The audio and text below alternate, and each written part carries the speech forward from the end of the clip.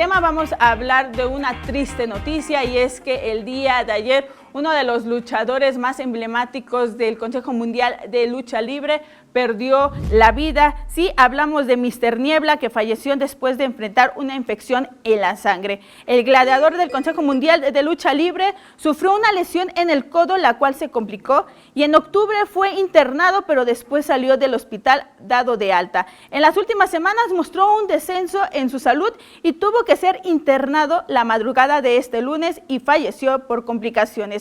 Mr. Niebla había planeado varias presentaciones para firmar autógrafos en los próximos días, los cuales ya no se pudieron realizar. Mr. Niebla era integrante de la Peste Negra y en diversas ocasiones hizo equipo con Negro Casas, y el Fenino era uno de los luchadores más destacados de la lucha mexicana. Que en paz descanse este gran luchador del Consejo Mundial de Lucha Libre.